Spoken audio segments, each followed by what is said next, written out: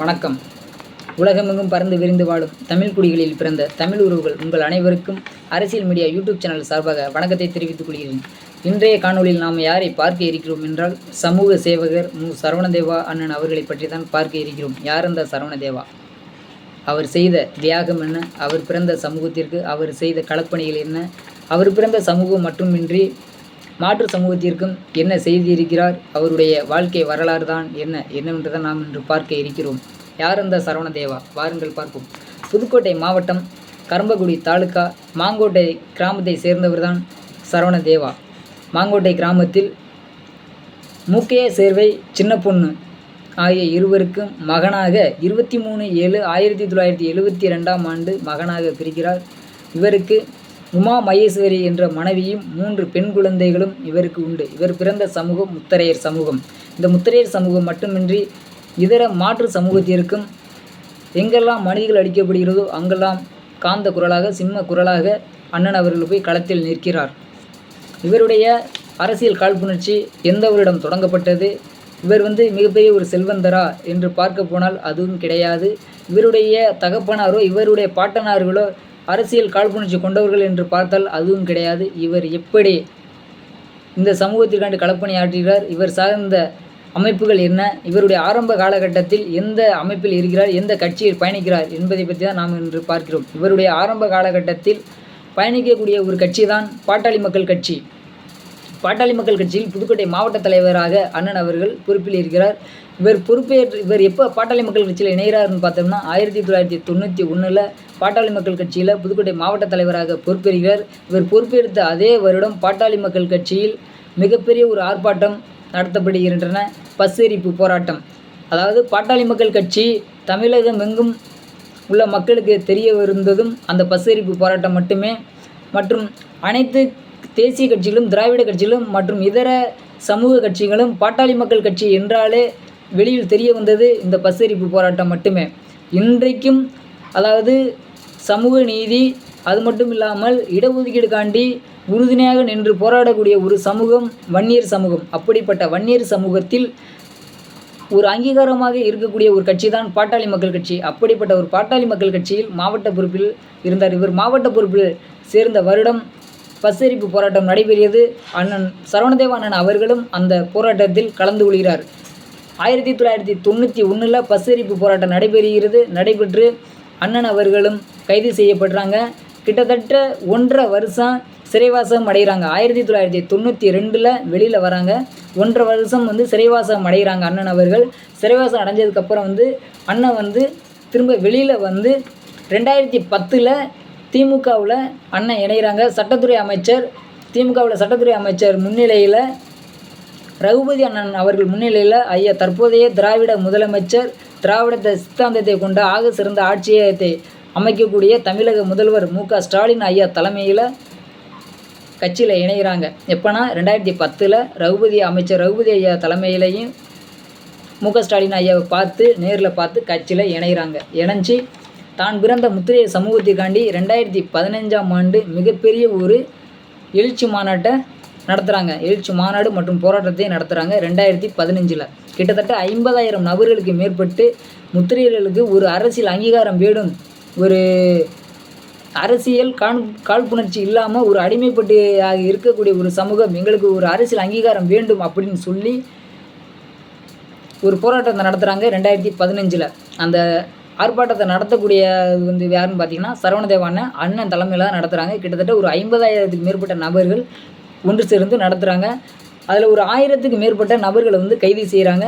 அதில் அண்ணன் அவர்களையும் கைது செய்யப்படுறாங்க. கைது செய்யப்பட்டு வெளியில் வராங்க. வெளியில் தான் பிறந்த சமூகத்தில் அன்றைய காலகட்டத்தில் தமிழகமெங்கும் வலம் வரக்கூடிய ஒரு தலைவர் தான் முத்திரையர் சமூகத்தில் ஒரு நபர் தான் தமிழ்நாடு முத்திரையர் சங்கம் மற்றும் நமது மக்கள் கட்சியின் நிறுவன தலைவர் சமத்துவ போராளி உயர் திரு ஐயா ராஜமாணிக்கம் ஐயா அவர்கள். இன்றைக்கு திருச்சியில் கம்பீரமாக நிற்கக்கூடிய முத்திரையர் திருவுருவ சிலையை அன்றைய காலகட்டத்தில் முதலமைச்சர் செல்வி ஜெயலலிதா அம்மா அவர்களிடம் வலியுறுத்தி அந்த சிலையை பெற்று தந்தது ஐயா மு. ராஜமாணிக்கம் ஐயா அவர்கள். இது யாராலும் மறுக்க முடியாத ஒரு உண்மை. அப்படிப்பட்ட கட்சியில் அண்ணன் சரவணதேவா அண்ணனை மாநில பொதுச் செயலாளராக பதவி ஏற்கிறாங்க. பதவியேற்று 2016 விராலிமலை சட்டமன்ற தேர்தலில் சுயேட்சையாக நமது மக்கள் கட்சியின் சார்பாக 2016 சட்டமன்ற தேர்தலில் களம் காண்றாங்க. ஒரு சில காழ்ப்புணர்ச்சினால் அண்ணன் அவர்கள் தோல்வியை தழுவுறாங்க. தோல்வியை தழுவாமல், அதாவது நம்ம தோல்வி அடைஞ்சிட்டோம் அப்படின்று மனம் தளராமல் தான் பிறந்த சமூகத்தில் எங்கெல்லாம் மனிதர்கள் அளிக்கப்படுகிறதோ அங்கெல்லாம் போய்த்து காந்த குரலாக நிற்கிறாங்க. அதுக்கப்புறம் பார்த்திங்கன்னா 2016 விராலிமலை சட்டமன்ற தொகுதியில் நின்னது மட்டும் இல்லாமல் 2021 புதுக்கோட்டை சட்டமன்ற தேர்தலில் சுயேட்சையாக நிற்கிறாங்க நமது மக்கள் கட்சியில். அங்கேயும் அண்ணன் அவர்கள் தோல்வியை தழுவுறாங்க. ஏன்னா இப்போ உங்களுக்கு எல்லாருக்குமே தெரியும், அரசியலை தீர்மானிப்பது பணம் மட்டுமே. ஒன்று சாதிய அமைப்புகளும் மற்றும் பணத்திற்காக மட்டுமே வாக்குகள் செலுத்துகிறாங்க. இது யாராலும் மறுக்க முடியாத உண்மை. அது திராவிட சித்தாந்தமாக இருக்கட்டும், இல்லை தேசிய சித்தாந்தமாக இருக்கட்டும்.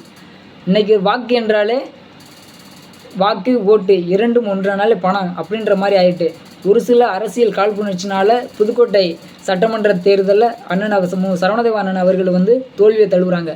தோல்வியை தழுவுனதுக்கப்புறம் களப்போராளியை ஒரு சமூகத்திற்கு மட்டும் களம் காண்டவர் அனைத்து சமூகத்திற்கும் களம் காண வேண்டும் அப்படின்னு அதே வருடம் 2021 வருடம் மிகவும் பிற்படுத்தப்பட்ட சமுதாயத்தினரின் உரிமைக்கான கூட்டமைப்பில் மத்திய மண்டல, அதாவது தென் மத்திய மண்டல செயலாளராக பதவியேற்கிறாங்க.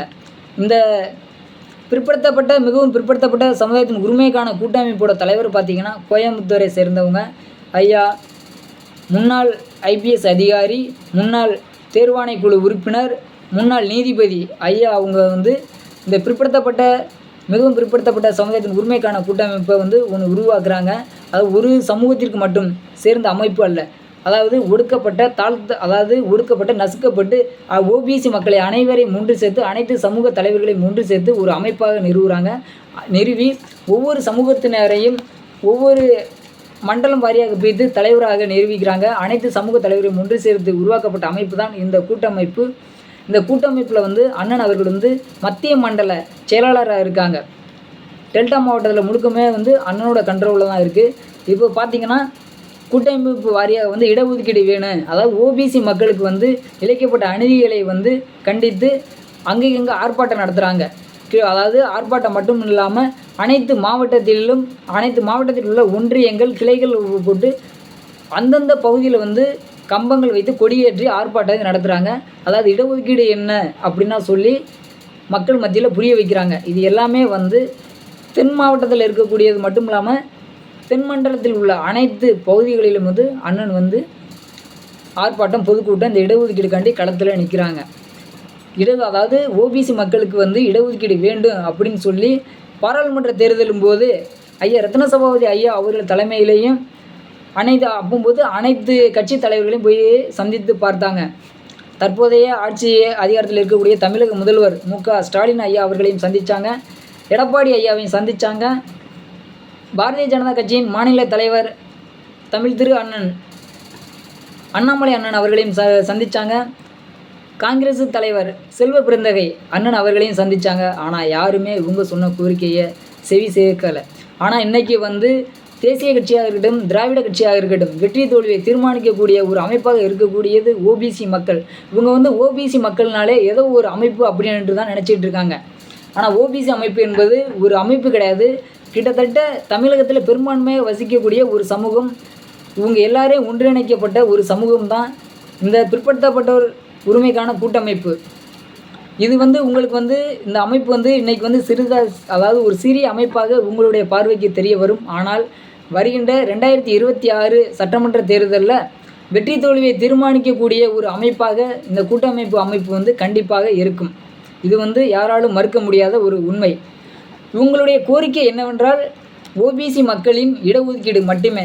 இன்றைக்கி பார்த்தீங்கன்னா ஒரு பறையர் சமூகமாக இருக்கட்டும், இல்லை பல்லர் சமூகமாக இருக்கட்டும், SC ST என்ற சொல்லக்கூடிய சமூகமாக இருக்கட்டும், இல்லை உயர்ந்தப்பட்ட சமூகம் என்று சொல்லக்கூடிய ஐயர் சமூகமாக இருக்கட்டும், இல்லை அதாவது இப்போ பார்த்திங்கன்னா வன்னியர் சமூகத்துக்கு ஐயா அதிமுக ஆட்சியில் எடப்பாடி ஆட்சி காலகட்டத்தில் 15.5% இடஒதுக்கீடு கொடுத்தாங்க. ஒரு சமூகத்திற்கு மட்டும் எப்படி 15.5% இடஒதுக்கீடு கொடுக்க முடியும் அப்படின்னு சொல்லி உச்சநீதிமன்றத்தில் வழக்கு தொடுத்து அதை நிறுத்தினது ஐயா ரத்ன சபாபதி ஐயா. இதுவும் யாராலும் மறுக்க முடியாத ஒரு உண்மை. இதெல்லாம் நான் ஏன் உங்கள்கிட்ட சொல்கிறேன்னா, இடஒதுக்கீடு என்னவென்றால் நீங்கள் ஃபஸ்ட்டு சிந்திச்சுக்கணும். அதாவது இளைய தலைமுறை பிள்ளைகள் வந்து நாம் என்னதான் படித்தாலும் அரசு வேலைக்கு நாம் செல்ல முடியாது. ஒவ்வொரு சமூகத்திலும் இத்தனை சதவீதம் என்று இடஒதுக்கீடு இருக்குது. ஆனால் இந்த ஓபிசி மக்களுக்கு மட்டும் வெறும் 8.5% இடஒதுக்கீடு மட்டுமே இருக்குது. இதை வைத்து நாம் எத்தனை நபர்கள் அரசு வேலைக்கு நாம் செல்வோம்? சொல்லுங்கள் பார்க்கலாம். நாம் படித்துவிட்டு பட்டதாரியாக மட்டுமே இருக்க முடியுமே தவிர அவரவர் வசதிக்கு தகுந்தாப்புல ஒரு வேலைகளை பார்க்க முடியும். இல்லை என்றால் நாம் திருமணத்திற்கு பத்திரிகையில் வந்து பேர் பக்கத்தில் நம்ம என்னது படிச்சிருக்கோம் அதை மட்டும்தான் செய்ய முடியுமே தவிர இது எதையுமே வந்து நம்ம அரசு அங்கீகாரத்தில் போய் சேர முடியாது. இன்றைய காலகட்டத்தில் வந்து ஒரு கல்லூரியில் வந்து போய் சேரணுமா, இடஒதுக்கீடு வேணும். தங்கும் விடுதியில் சேரணுமா, இடஒதுக்கீடு வேண்டும். அரசியல் நிற்கணுமா, இடஒதுக்கீடு வேணும். எந்த ஒரு நம்ம எடுத்துக்கிட்டாலுமே இடஒதுக்கீடு இல்லாமல் ஒரு மனிதன் வாழ்வில் எதுவுமே கிடையாது. அந்த இடஒதுக்கீடை தான் நாங்கள் கேட்குறோம். இந்த இடஒதுக்கீடுக்காண்டி களத்தில் நிற்கிறவங்க யாருன்னா தென் மாவட்டங்கள் மட்டும் என்றாலும் மத்திய மண்டலத்தில் ஃபுல்லாக நிற்கிறது யாருன்னா அண்ணன் சரவணதேவ அண்ணன் அவர்கள் மட்டுமே. அனைத்து சமூக அதாவது அந்தந்த பகுதியில் வந்து அனைத்து செல்வந்தர்களையும் எப்படி சொல்கிறது, ஒரு சில சமூக தலைவர்களையும் போய்த்து நேரில் சந்தித்து இரவும் பகலும் பார்க்காமல் இந்த ஓபிசி மக்களின் அடுத்த தலைமுறை பிள்ளைகளின் வாழ்வியலை கருத்தில் கொண்டு இரவும் பகலாமல் உழைக்கக்கூடியவர் தான் அருமை அண்ணன் சரவணதேவா அண்ணன் அவர்கள். இதையே நான் உங்கள்கிட்ட எல்லாம் சொல்கிறேன்னா, இதுதான் அவங்க அண்ணன் வந்து வைத்த களப்போராளி. தான் பிறந்த முத்திரைய சமூகம் மட்டும் இல்லாமல் அனைத்து சமூகத்திற்கும் அரணாக நிற்கக்கூடியவர் தான் அண்ணன் சரவணதேவா அண்ணன் அவர்கள். தயவு செய்து சொல்கிறேன், இளைய தலைமுறை பிள்ளைகள் எந்த ஒரு தேசிய கட்சியையும் திராவிட கட்சியையும் நம்பி போகாதீர்கள். அவர்கள் வந்து உங்களுக்கு வந்து பணம் சம்பாதிப்பாங்க. உங்களை வச்சு உங்களுடைய வாக்கை வைத்து அவர்கள் வாழ்வார்கள். அவர்கள் குடும்பம் சார்ந்தவர்கள் வாழுமே தவிர நீங்கள் ஒருபோதும் வாழ மாட்டீர்கள். வீழத்தை தான் படுவீர்கள். உங்களுடைய சமூகம் சார்ந்தவர்கள் அந்தந்த தலைவர்கள் வந்து அவங்க நல்லா இருக்க தான் பார்ப்பாங்களே தவிர இடஒதுக்கீடுனாலே என்று எந்த ஒரு தலைவர்களும் பேச மாட்டாங்க. எந்த ஒரு கட்சி தலைவர்களும் பேச மாட்டாங்க. தமிழகத்தில் ஜாதி வாரியான இடஒதுக்கீடையும் பற்றியும் பேசவும் மாட்டாங்க. மற்ற எல்லா மாநிலத்திலும் ஜாதி வாரியான கணக்கெடுப்பு நடத்துகிறாங்களே தவிர தமிழ்நாட்டில் மட்டும் அந்த ஜாதி வாரியான கணக்கெடுப்பை பற்றி பேசவும் மாட்டாங்க. இடஒதுக்கீடை மட்டும் பேச மாட்டாங்க. இடஒதுக்கீடு என்றாலே கேள்விக்குறியாகத்தான் இருக்குது. இடஒதுக்கீடை பற்றி ஒவ்வொரு சமூகத்தையும் இடஒதுக்கீடு எடுத்துட்டாலே அனைவரும் வந்து வாழ்வியல் உயர்ந்து விடும். இதைத்தான் நாங்கள் செய்ய சொல்கிறோம். ஆனால் செய்ய மாட்டுறாங்க. ஏன்னு ஆட்சி அதிகாரத்தில் இருக்கக்கூடிய தமிழக முதல்வர் அவர்களை தான் நாம் கேட்க வேண்டும். அதாவது இளைய தலைமுறை பிள்ளைகளுக்கு நாங்கள் என்ன சொல்ல இந்த நேரில் நாங்கள் என்ன சொல்ல விரும்புகிறோம் அப்படின்னா, மிகவும் பிற்படுத்தப்பட்ட சமுதாயத்தினரின் உரிமைக்கான கூட்டமைப்பில் இணையுங்கள். தமிழ் உறவுகள் இணையுங்க. நமக்கு இழக்கப்பட்ட இடஒதுக்கீடை கண்டிப்பாக பெற்றே தீர்வோம் என்று உரிய நோக்கத்துடன் களத்தில் நிற்கும் அனைத்து சமூக தலைவர்களுக்கும் இடஒதுக்கீட்டின் அதாவது மிகவும் பிற்படுத்தப்பட்ட சமுதாயத்தின் உரிமைக்கான கூட்டமைப்பின் நிறுவன தலைவர் ஐயா ரத்ன சபாபதி ஐயா அவர்களுக்கும் மத்திய மண்டல பொறுப்பாளர் அண்ணன் சரவணதேவா அண்ணன் அவர்களுக்கும் இந்த தருணத்தில் நன்றியை கூறி விடைபெறுகிறேன். மீண்டும் அடுத்த காணொளியில் உங்களை சந்திப்பது அரசியல் மீடியா யூடியூப் சேனல். நன்றி, வணக்கம்.